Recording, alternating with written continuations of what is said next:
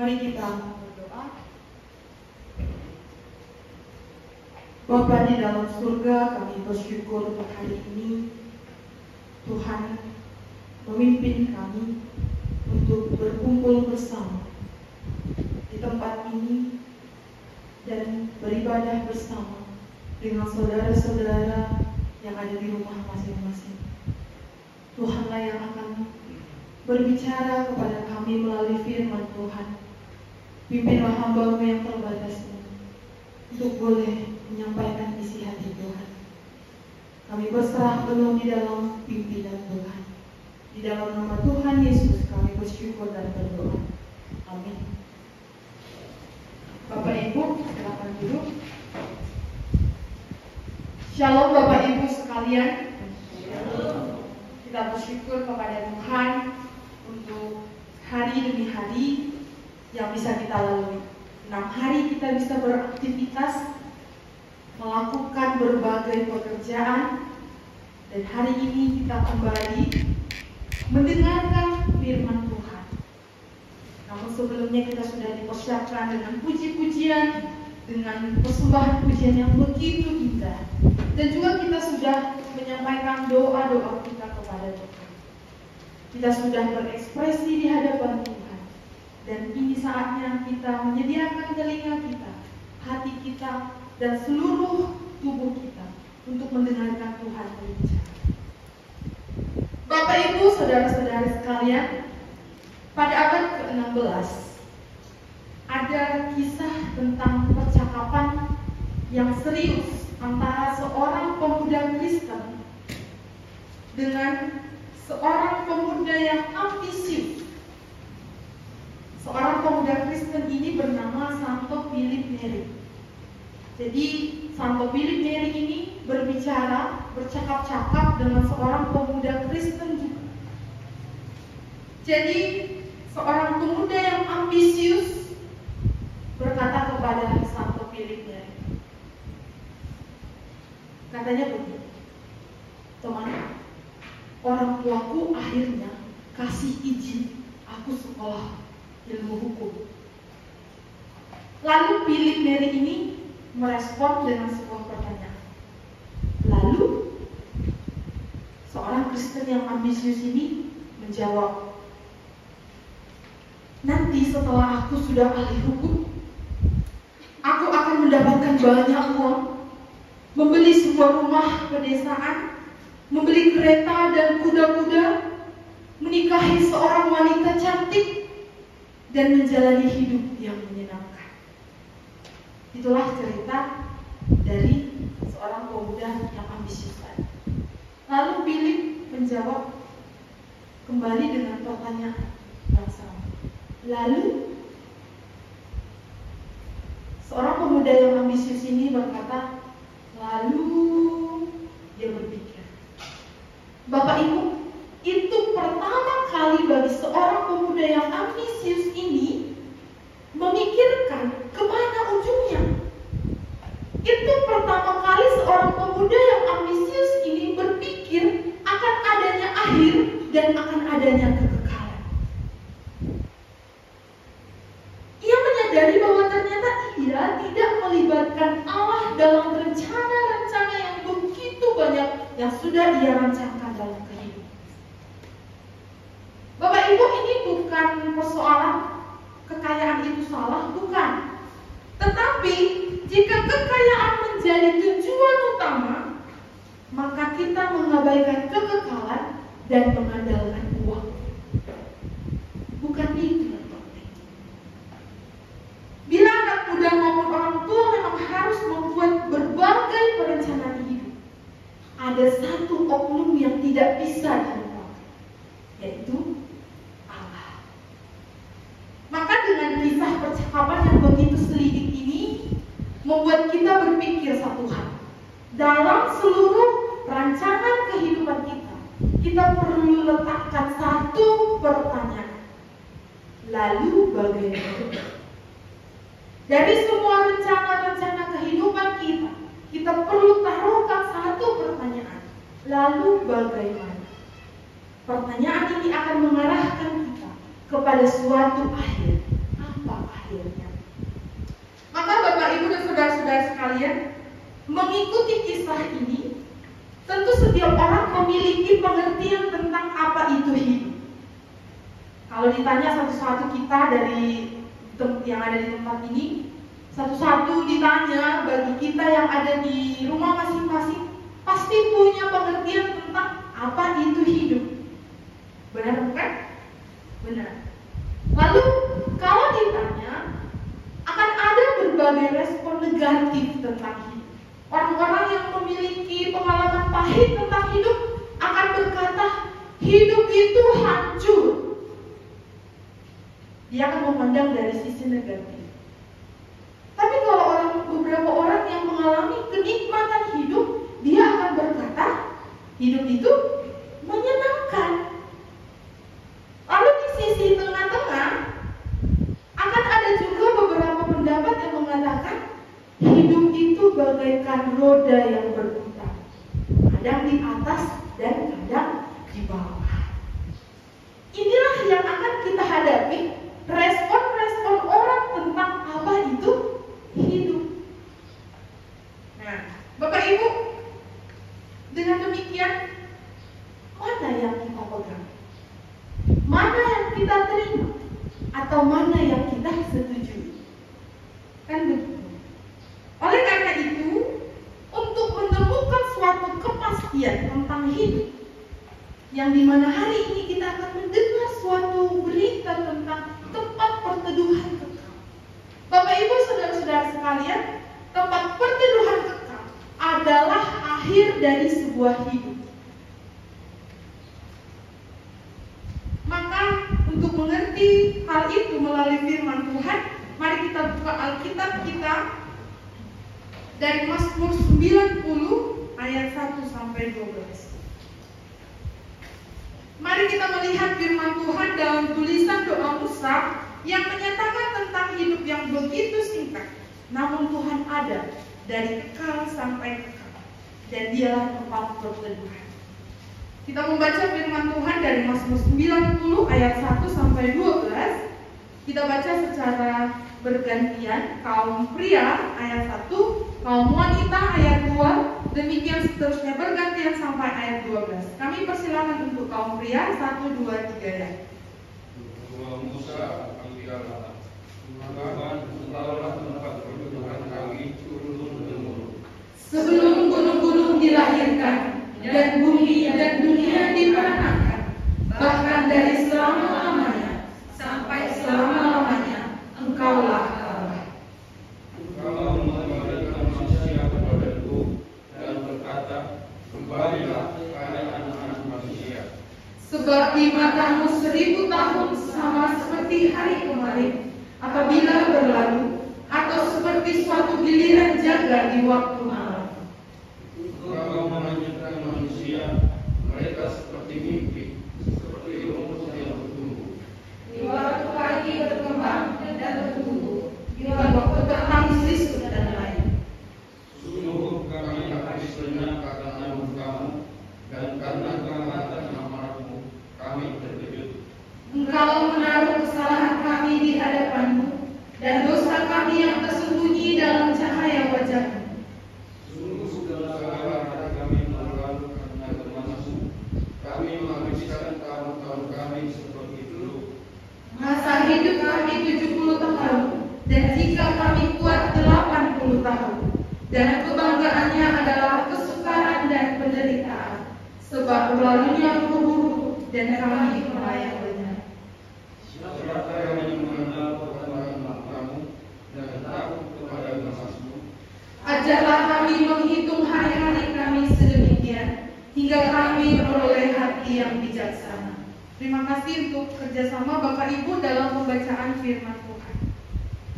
Bapak Ibu dan saudara-saudari yang dikasihi Tuhan, bagian firman Tuhan di dalam Mazmur 90 ini adalah tulisan dari seorang yang terkenal di dalam Perjanjian Lama, khususnya kitab Pentateuch. Jadi kitab Pentateuch itu ada 5 dalam Perjanjian Lama. Mari kita sebutkan: Kejadian, Keluaran, Imamat, Bilangan, Ulangan. Jadi yang menuliskan Mazmur 90 ini adalah Musa. adalah pribadi yang dikagumi oleh bangsa Israel. Musa yang sangat mempengaruhi atau berpengaruh pada kala itu. Kalau kita bisa melihat di dalam kehidupan Musa, Musa itu hidup karena anugerah Allah. Kita bisa mengingat bagaimana Musa lahir. Kala itu Musa lahir dengan sebuah perintah Raja Firaun. Semua anak laki-laki harus dihukum mati, dibunuh maksudnya. Namun oleh karena anugerah Allah, Musa berhasil diselamatkan oleh ibu dan sang kakak. Akhirnya Musa hidup, bertumbuh, dan yang paling ajaib, Musa diadopsi oleh putri Firaun. Dia menjadi seorang pangeran. Maka kalau anak sekolah minggu sering menyebutkan pangeran dari air. Itulah si Musa. Bapak, Ibu, dan saudara-saudara sekalian, dalam kehidupan Musa, kita perlu mengetahui bagian penting dalam hidup Musa untuk memahami bagian firman Tuhan dalam Mazmur 90. Kenapa pada akhirnya Musa berkata, tempat perteduhan adalah Allah? Kenapa pada akhirnya Musa menyinggung soal begitu singkatnya hidup, 1 hari di hadapan Tuhan, 1000 tahun di hadapan kita? Kenapa pada akhirnya Musa berdoa, Tuhan ajar kami menghitung hari-hari kami sedemikian, agar kami beroleh hati yang bijaksana. Dalam kehidupan Musa, kita bisa melihat ada 3 fase, 3 bagian kehidupan Musa. Musa matinya usia berapa, Bapak Ibu? 120.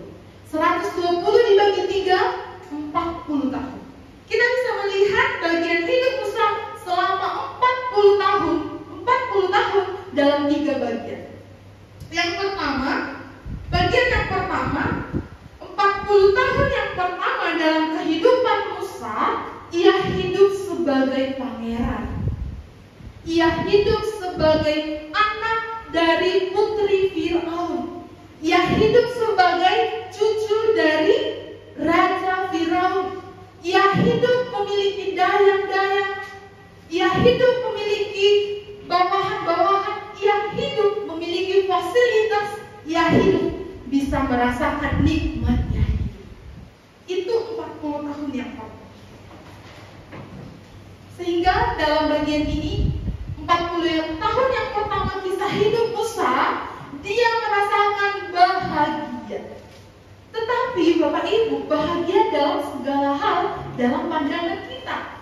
Ternyata dalam kisah Musa waktu itu sebagai pangeran, dia mengalami satu hal yang membuat dia kecewa dengan dirinya. Dia melihat penyiksaan terhadap bangsanya sendiri. Maka ketika dia melihat seorang mandor orang Mesir membunuh bangsanya, Musa marah. Dia mengangkat dirinya sendiri sebagai pahlawan dan pembela. Maka dia membunuh mandor orang Mesir. Maka 40 tahun bagian yang pertama sampai di situ. Karena setelah ternyata dia membunuh mandor orang Mesir, dia menjadi seorang buronan. Dia menjadi seorang buronan siapa? Kakeknya sendiri. Dia menjadi seorang buronan. Karena takutnya Musa, dia pergi melarikan diri dari istana. Maka 40 tahun bagian pertama hanya sampai di sini. Lalu 40 tahun bagian yang kedua bagaimana? 40 tahun bagian yang kedua, dia menjadi buron, tetapi dia berada di tempat yang berbeda. Bapak Ibu, dia memulai dari titik nol. Dia menjadi seorang gembala di padang rumput. Dia punya istri, dia punya mertua, dia punya anak-anak, tapi dia tinggal di dalam kehidupan sebagai gembala di padang rumput. Dia memulai dari titik. Bagaimana susahnya, bagaimana sulitnya, bagaimana kehidupan yang akhirnya membentuk dia menjadi seorang gembala. Itulah 40 tahun yang kedua. Tentu tidak mudah Bapak Ibu. Dari sebuah kelimpahan sebagai pangeran, masuk ke dalam, bekerja keras sebagai gembala. Tentu tidak mudah. Tapi Bapak Ibu, siapa sangka 40 tahun yang kedua ternyata cara Tuhan membentuk Musa untuk masuk ke dalam 40 tahun yang ketiga. Cara-cara Tuhan yang begitu dahsyat yang tak terselangi oleh manusia. 40 tahun yang ketiga, ketika di padang rumput di dalam bagian 40 tahun yang kedua, dia akhirnya dipanggil Tuhan. Dipanggil Tuhan untuk membawa bangsanya dari Mesir. Jadi akhirnya 40 tahun yang ketiga Musa kembali lagi ke Mesir dengan satu tujuan. Perintah Allah adalah membawa bangsa Israel keluar dari tanah Mesir. Maka di dalam 40 tahun yang ketiga ini, ia hidup sebagai pengembara di padang gurun. Di padang gurun bersama segenap bangsa Israel. Apa yang ada di padang gurun, Bapak Ibu? Kalau secara pandangan manusia, secara materi, kita bisa buat grafik kehidupan Musa menurun.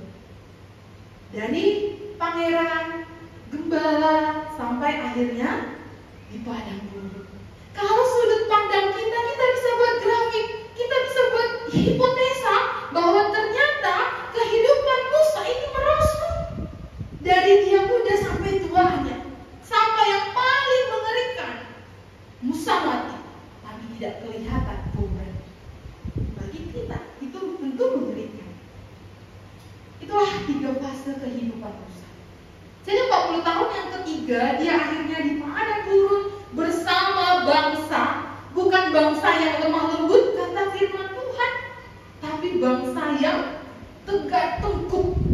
Betapa hebatnya Tuhan bekerja di dalam hidup. Maka memahami ini, Bapak Ibu, memahami latar belakang kisah Musa, kita bisa masuk ke dalam doa Musa, abdi Allah, di dalam Mazmur 90. Latar belakang ini yang sudah kita dengarkan tentu sangat mempengaruhi doanya. Maka siapa kita yang pernah berdoa sampai akhirnya menangis, berteriak, berseru kepada Tuhan, itu pasti dipengaruhi dengan apa yang telah kita alami. Atau kita berdoa dengan geriang gembira, itu juga dipengaruhi oleh apa yang telah kita alami. Itulah yang terjadi dalam bagian ini. Pada akhirnya dalam doa Musa menyatakan 3 hal yang penting dalam bagian ini. Jadi bukan kebetulan ya Bapak Ibu, 3 fase, 3 bagian bukan. Tetapi kita bisa melihat dari ayat 1 dan 2 bagian yang pertama, ayat 3 sampai ayat 11 bagian yang kedua, dan di ayat 12 bagian yang ketiga. Namun kita akan masuk yang di bagian yang pertama. Musa memulai dengan mengatakan bahwa Tuhanlah tempat perteduhan, tempat perlindungan dari generasi ke generasi. Berarti dari turun-temurun maksudnya dari generasi ke generasi menyatakan selama-lamanya. Jadi Allah lah tempat perteduhan selama-lamanya bagi Musa kala ini. Dia berseru kepada Tuhan. Istana, padang rumput, padang gurun bukan tempat perteduhan bagi Musa. Demikian juga bagi segenap bangsa. Musa menyatakan hal ini, Bapak Ibu, bukan tereka-reka. Jadi kita bisa katakan, bisa aja itu hanya perasaan Musa saja, bisa aja itu hanya pikiran Musa saja. Jadi Musa mengatakan ini bukan suatu rekaan, tetapi suatu hal yang sudah dia alami, Bapak. Dia merasakan hidup di istana, dia merasakan hidup di padang rumput, dia merasakan hidup di padang gurun. Sehingga pada akhirnya semua tempat ini tidak ada memberi jaminan kekekalan. Sehingga Musa katakan, Engkaulah Tuhan, hanya Engkau Tuhan, tempat perteduhan kami. Perteduhan artinya tempat berlindung, tempat tinggal, tempat rumah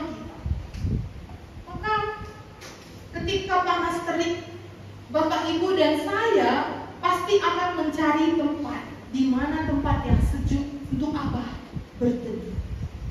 Ketika hujan, kita pasti mencari tempat untuk berlindung, tempat berteduh, menghindari hujan.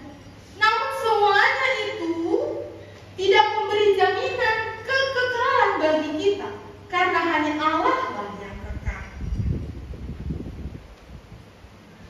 Demikian seterusnya Musa mengatakan, sebelum gunung-gunung dilahirkan dan bumi dan dunia diperanakan, bahkan dari selama-lamanya sampai selama-lamanya, Engkaulah Bapak Ibu. Musa dikatakan oleh firman Tuhan, penulis kitab Pentatus, dia tahu bahwa sebelum dunia diciptakan, Tuhan sudah ada. Sehingga dia katakan, sebelum semua ini ada, sebelum gunung-gunung ada, Engkau sudah ada. Bahkan dari sekarang sampai nanti selama-lamanya, Engkau ada. Karena Engkau tidak pernah menghilang, atau karena Engkau tidak pernah lenyap, maka Engkau lah tempat perteduhan selama-lamanya. Bapak Ibu, banyak orang akan berpikir, dengan begitu jahatnya dunia sekarang, Tuhan itu pergi meninggalkan kita. Banyak orang akan berpikir, dengan pahitnya hidup, dengan hancurnya hidup yang dia alami, dia akan berkata Tuhan itu tidak ada. Tetapi sesungguhnya, karena dia adalah, kita ada sampai sekarang. Dan tujuan kita ada sampai sekarang, itu untuk bagian yang kedua dalam bagian firman Tuhan. Bagian yang kedua kita lihat di ayat 3 sampai ayat 11. Setelah Musa menyatakan bahwa Tuhan adalah tempat perteduhan yang kekal dari sekarang sampai selama-lamanya, karena Tuhan itu sudah ada dari dulu sampai selama-lamanya, Musa menyinggung kehidupan manusia yang begitu singkat. Jadi dari ayat 3 sampai 11 ini nanti kita bisa lihat bagaimana pada akhirnya manusia yang diciptakan Tuhan ini dari debu kembali lagi menjadi debu. Dengan ayat 3 ini kita bisa berpikir bahwa semegah apapun kita, semulia apapun kita, sehebat apapun kita di dalam dunia ini, firman Tuhan katakan kembali menjadi debu. Maka tidak ada kesombongan bagi manusia yang berkata, aku lebih dari yang lain, aku lebih dari mereka-mereka yang jahat itu. Karena firman Tuhan dalam perjanjian baru, tulisan Paulus berkata, siapa di antara kita yang punya kelebihan? Kita sudah dengarkan bangsa Yahudi, bangsa Yunani, semuanya berada di bawah kuasa dosa. Siapa di antara kita yang punya kelebihan? Kita semua akan kembali menjadi debu, berasal dari debu, kembali kepada debu. Dan siapa yang mengembalikan manusia kepada debu, Bapak Ibu? Engkau, kata firman Tuhan. Engkau, kata Musa. Berarti Tuhan mengembalikan manusia kepada debu dan berkata, kembalilah hai anak-anak manusia. Kita semua akan berada cantik, ganteng, tinggi, pendek, gemuk, kurus, keriting, rambut keriting seperti saya, rambut lurus seperti yang lain, yang pakai kacamata, yang tidak pakai kacamata, yang tidak bisa berjalan atau yang berjalan normal, semua akan kembali menjadi itu. Lalu apa yang menjadi pemegahan kita? Kemudian setelah itu Musa katakan, betapa singkatnya hidup, 1000 tahun bagi kami, satu hari di hadapan, bagaikan waktu jaga malam. Jaga malam itu berapa jam? Begitulah singkatnya di hadapan Tuhan. Maka siapa Bapak Ibu dan saudara-saudari sekalian yang tahu umur terpanjang di dalam Alkitab sepanjang hidup sampai sekarang? Siapakah dia yang umurnya paling banyak mulai dari perjanjian lama sampai sekarang? Siapa Bapak Ibu? Dari M. Belakangnya H. Metusalah. Metusalah adalah umur terbanyak. Dia memiliki umur terbanyak. Berapa? 969 tahun.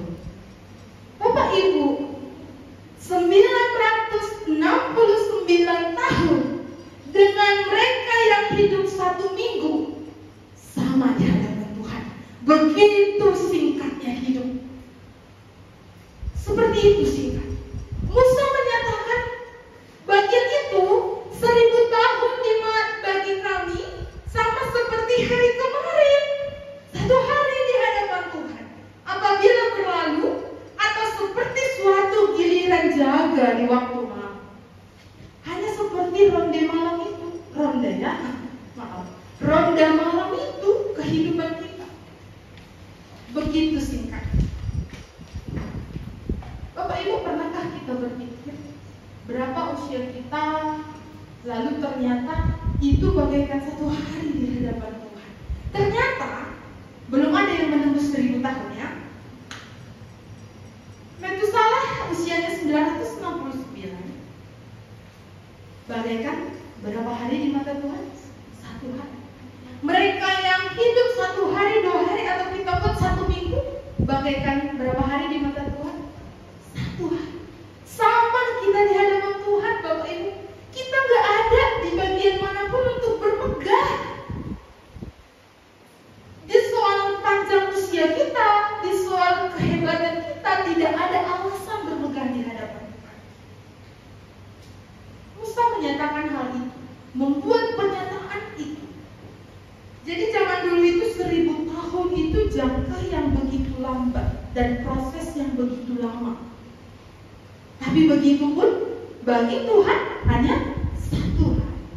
Ayo Bapak Ibu. Dengan memahami ini, betapa singkatnya 1 hari jika dibandingkan dengan 1000 tahun. Perbandingannya bukan hari ke hari, tapi tahun ke hari.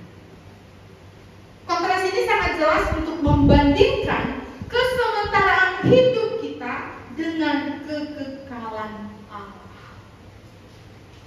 Maka di bagian yang kedua ini kita akan juga melihat engkau menghanyutkan manusia mereka seperti mimpi, seperti rumput yang bertumbuh di waktu pagi berkembang dan bertumbuh di waktu petang lisut dan layu. Maka sekarang kalau kita sering dengarkan orang tua kita berbicara, oh aku udah sore katanya. Orang tua yang sudah lanjut usianya berkata, oh aku udah sore bentar lagi katanya. Dia mau masuki pernyataan petang lisut dan layu, pagi-pagi berkembang. Berarti saya masih di pagi hari gitu ya Bapak Ibu. Ayo kita semua cek usia kita sekarang, kita berarti di pagi, siang atau petang? Ya, kalau kami udah petang kata Ibu Birniosa. Iya, seringkali kita di bagian hal itu berpikir, ya seperti firman Tuhan, ya aku udah sore, tinggal tunggu tanggalnya. Siapa tahu Bapak Ibu? Gak ada yang tahu. Usia 1 hari pun bisa Tuhan panggil. Usia 1 minggu berarti patokannya kita berakhir bukan di pagi, siang atau petangnya. Ini hanya mau menunjukkan betapa singkatnya hidup. Jadi bukan berarti karena udah petang sebentar lagi aku duluan dari mereka yang masih pagi-pagi ini. Bukan. Itu bukan menjadi tujuan pernyataan ini. Tapi tujuannya menyatakan betapa singkatnya hidup. 1 hari tidak terasa berlalu, begitulah hidup. Lalu di ayat 7 sampai 11 di situ Musa menyatakan usia. Sungguh kami habis lenyap karena musuh kamu, dan karena kehangatan amarahmu kami terkejut. Engkau menaruh kesalahan kami di hadapanmu, dan dosa kami yang tersembunyi dalam cahaya wajah. Sungguh segala hari kami berlalu karena gemasmu, Kami menghabiskan tahun-tahun kami seperti itu. Satu orang membaca ayat 10 dengan kuat dan tegas. Masa hidup kami 70 tahun, dan jika kami kuat 80 tahun. Dan kebanggaannya adalah kesukaran dan penderitaan, sebab berlalunya buru-buru dan kami melayang lenyap. Terima kasih. Ya, Musa menyatakan, Bapak Ibu, kala itu usia Musa masih 120 ya, belum 70 atau 80 tahun. Jadi dari berjalannya kehidupan, seperti yang sudah dinyatakan dalam kitab Kejadian, usia itu terus berkurang sampai zaman ini. Kala itu 120 tahun pembangunan Bahtera, terus berlanjut sampai masa Musa. Lalu Musa menyatakan usia manusia itu akan semakin merosot. Paling kuat itu 80 tahun. Dan kalaupun ada sampai sekarang masih 100 tahun, it's okay. Bukan berarti pernyataan Musa salah, tidak. Itu oleh karena Tuhan. Ini Musa hanya mau menyatakan betapa singkatnya kehidupan yang semakin lama akan terus merosot sampai sekarang. Bapak Ibu, mari kita perhatikan berapa usia yang paling sering saat ini kita mendengar kabar duka. Benar, terus merosot. Bisa usia 40, 50, 60. Maka oleh karena ini, semakin tua tubuh, kita akan menjadi semakin lemah dan terbatas. Hidup tidak menjadi terasa nikmat lagi. Walaupun beberapa orang berhasil hidup melebihi harapan ideal, di mata Tuhan usia mereka tetaplah singkat.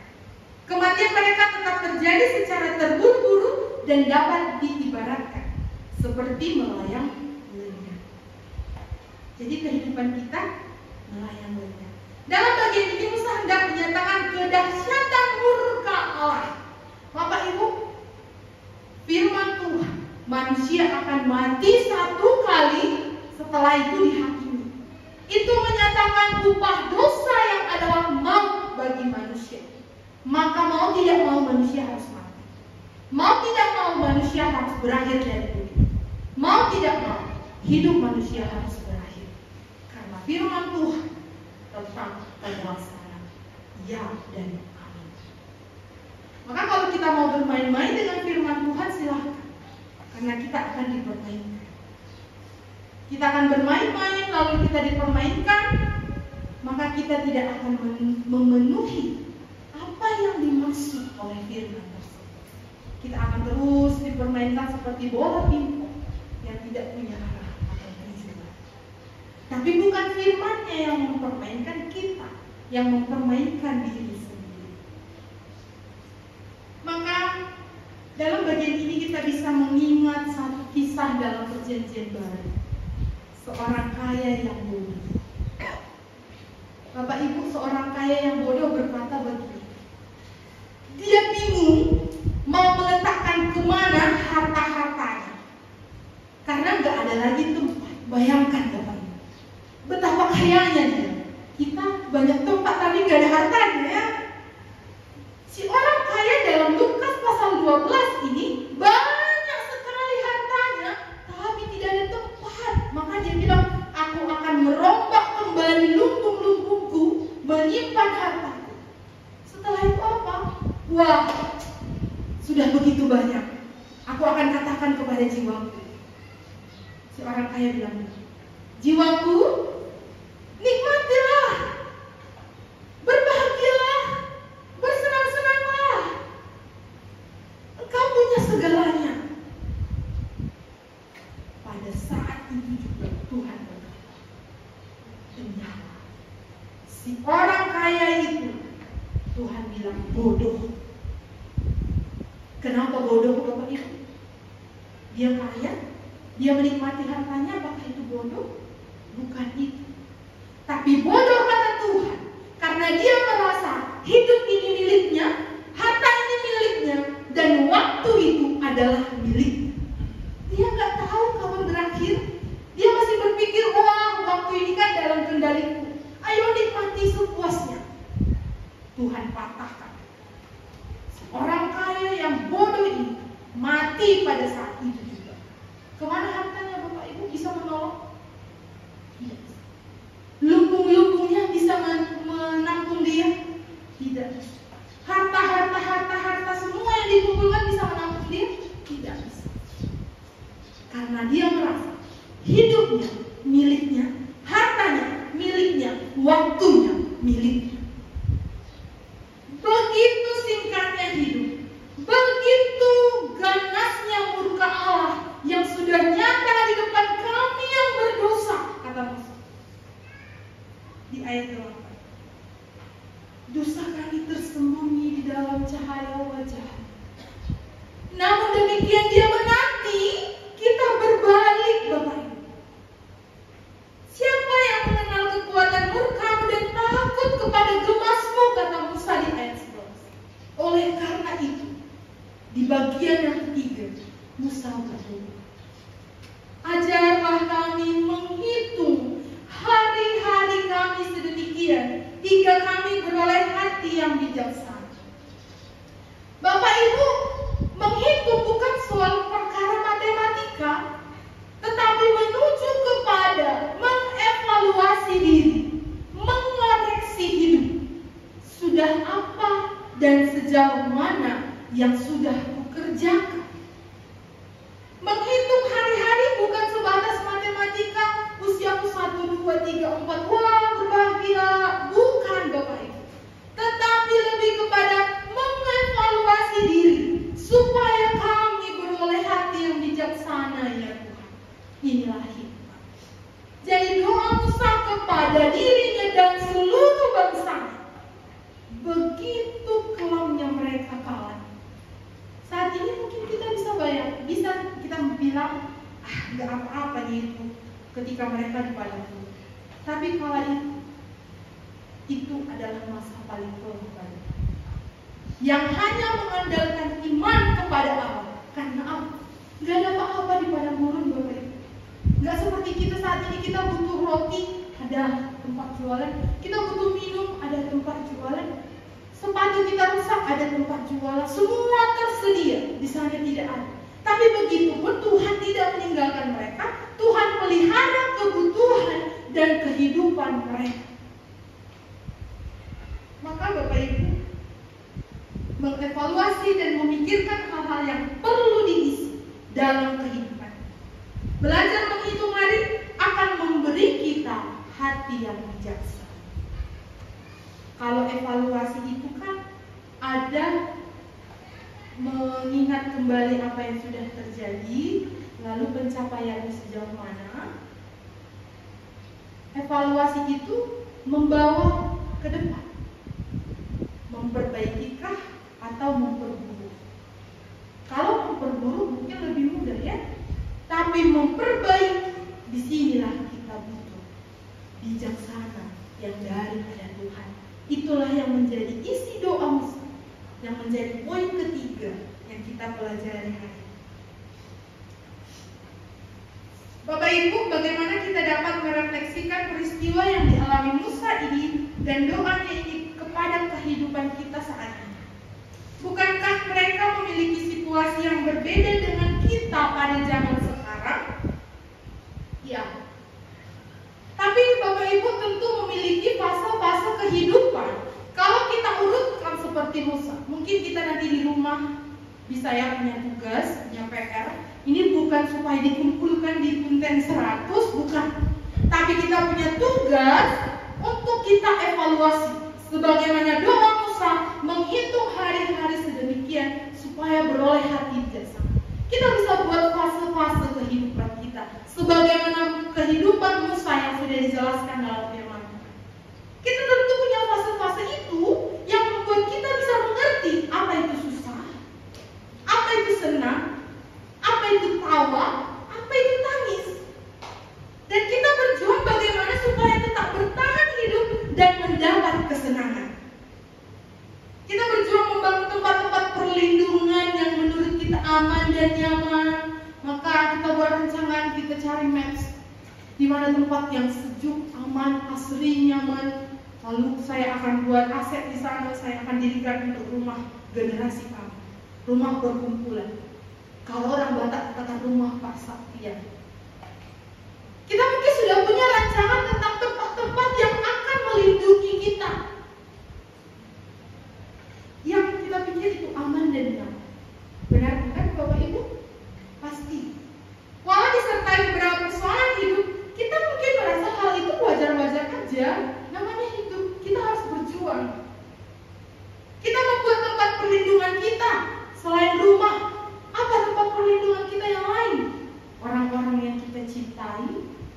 orang-orang yang kita kasihi, itu jadi tempat perlindungan kita yang mungkin ketika kita down, dia yang bisa mengangkatkan kita. Ketika kita lemah, dia yang bisa menolong kita. Atau kita membangun rumah anti maling. Anti maling ya, jadi datang maling, malingnya yang maling, bukan rumahnya yang kenapa-kenapa.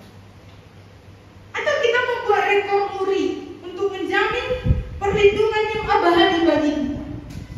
Barangkali di tengah-tengah kita sudah punya capaian ke depan sampai kita mendapatkan penghargaan muri karena kita berhasil membuat perlindungan yang abadi. Tetapi sesungguhnya Bapak Ibu, dia tidak bisa berlindung. Kita tidak bisa berlindung sekalipun kita akan buat suatu perlindungan abadi, karena semua akan binasa. Padang gurun seperti yang dialami Musa, dia merasakan titik atau puncak dari kehidupan yang amat rendah kalau pandangan kita. Tapi Tuhan bawa dia ke padang gurun untuk menyatakan suatu kehidupan bagi bangsanya. Walaupun pada akhirnya sebenarnya Musa tidak masuk ke tanah perjanjian, tapi proses itu membawa dia mengenal, oh inilah Tuhan. Maka mari kita pikirkan situasi saat ini, pandemi COVID berdampak di seluruh negara. Masa depan yang sudah kita rancangkan, cita-cita, kebanggaan kita, capaian-capaian lainnya, mungkin semua lenyap, tidak bisa dikerjakan oleh karena pandemi. Kita kehilangan harapan atas segala capaian yang tidak terjadi. Pandemi yang terus merebak membuat dunia kabut dan terdiam atas ketidakmampuannya.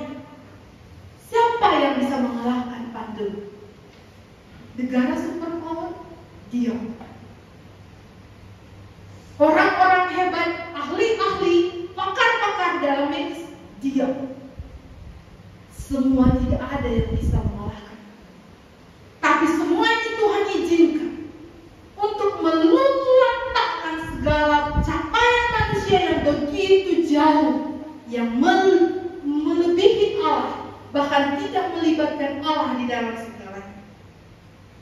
Lalu kemana kita berlindung, Bapak Ibu? Kalau semua orang akan binasa, kalau segala tempat akan hancur, kalau bumi ini akan lenyap, kemana kita akan berteduh? Musa mengatakan, Allah adalah tempat perteduhan yang kekal, maksudnya tidak tergoyahkan oleh apapun yang terjadi. Dia ada dari kemarin sampai selama-lamanya. Mungkin ketakutan demi ketakutan menutupi pribadi Allah yang mengasihi kita. Ketakutan-ketakutan kita membuat Allah yang ternyata ada di depan kita tidak terlihat, atau mungkin sama-sama. Maka Bapak Ibu, mari kita kembali melihat hal itu melalui firman Tuhan. Seperti pengantar kita tadi mau firman. Firman-Mu adalah pelita. Pelita itu apa, Bapak? Apa itu, Bapak? Yang menerangi, pelita bagi kakiku dan terang bagi jalan. Jadi kalau masalah yang terjadi di dalam dunia ini sudah mulai menutupi pribadi Allah, kembalilah ke firman. Karena firman akan kembali menerangi yang sama-sama yang ada di hadapan.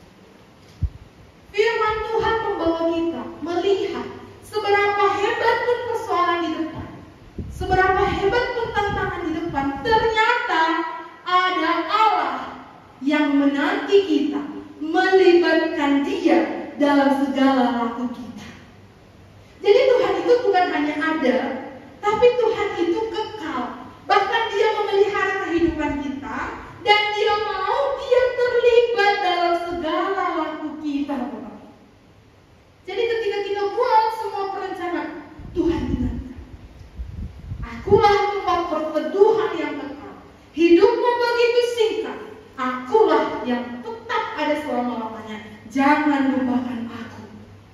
Itu yang hendak Tuhan mau nyatakan kepada kita. Maka ketika kita sudah mulai samar melihat kebenaran ini, kembali kepada apa kata Tuhan, Allah yang adalah tempat perteduhan dinyatakan oleh firman yang kekal, yang menuntun jalan kita, yang menuntun langkah kita. Inilah saatnya bagi kita.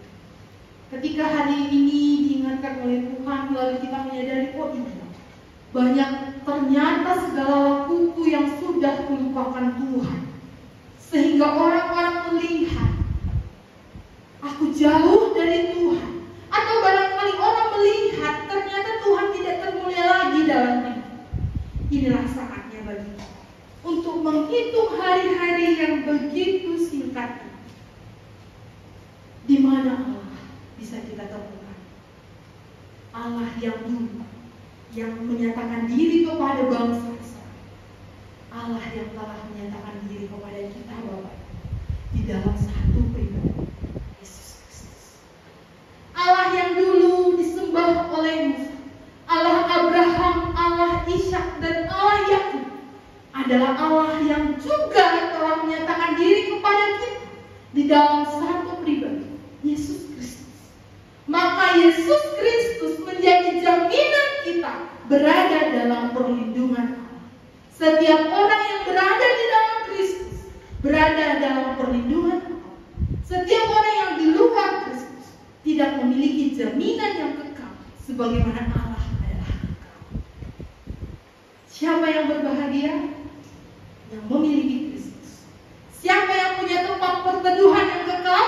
Yang telah percaya kepada Yesus Kristus dan menjadikan Yesus sebagai Tuhan, melibatkan Tuhan dalam segala hal apa yang bisa Ia kerjakan. Hidup begitu singkat, tapi Dia kekal. Di dalam Kristus kita mengenal Allah. Di dalam Kristus kita berlindung di dalam Allah.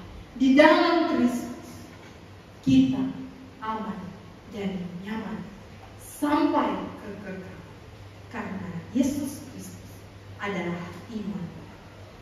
Demikian firman Tuhan hari ini. Mari kita tunduk kepala.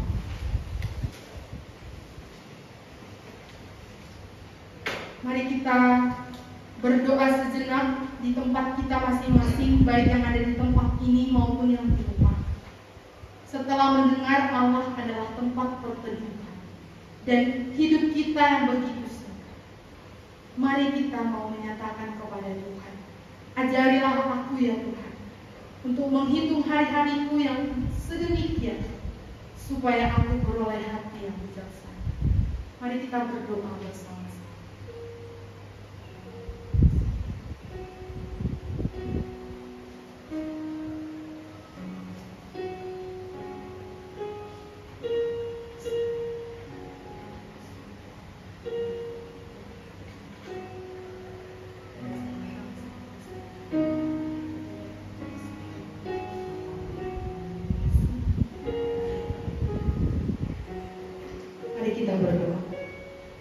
Bapa yang di sorga, kami bersyukur untuk hari ini.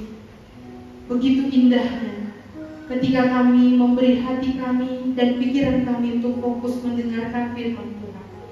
Begitu indahnya ketika telinga kami mendengarkan suara Tuhan.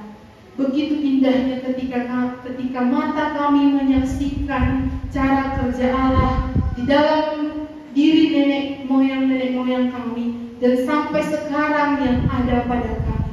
Terima kasih Tuhan untuk karya yang ajaib di dalam setiap hidup manusia yang telah Engkau kerjakan. Kadang-kala ketika hidup begitu pahit, kami berkata Tuhan itu tidak ada, atau Tuhan itu meninggalkan kami. Tetapi ternyata Tuhan, melalui firman-Mu kami boleh mengerti Engkau ada dan Engkau di tengah-tengah kami. Engkau berkata supaya Engkaulah tempat perteduhan yang kekal bagi kami. Ya Allah, di dalam segala keterbatasan dan kelemahan kami, yang kadangkala kami ketakutan, yang kadangkala kami menjauhi Roh-Mu, yang kadangkala kami berpikir tidak ada gunanya hidup di dalam Tuhan. Ampunilah kami ya Tuhan, kalau selama ini kami berpikir dan kami berkarya oleh diri kami sendiri. Ampunilah kami ya Tuhan, kalau selama ini kami lupa melibatkan Tuhan dalam segala hidup kami. Dan arahkanlah kami ya Tuhan. Kami berdoa kepada Tuhan yang berkuasa atas hidup kami. Ajarlah kami ya Tuhan, menghitung hari-hari kami sedemikian, hingga kami beroleh hati yang bijaksana. Arahkan mata dan hati kami kepada Tuhan, supaya apapun yang ada di depan kami, manusia-manusia yang menyakiti kami, atau bahkan persoalan-persoalan hidup yang ada di dalam hidup kami, arahkan kami Tuhan, mengandalkan Tuhan, dan bersandar penuh kepada Tuhan, supaya waktu-waktu yang tersisa ini kami boleh pakaikan, mendapatkan jaminan yang kekal, dan hidup di dalam jaminan yang kekal. Terpujilah Engkau ya Allah. Di dalam nama Tuhan Yesus kami bersyukur dan berdoa.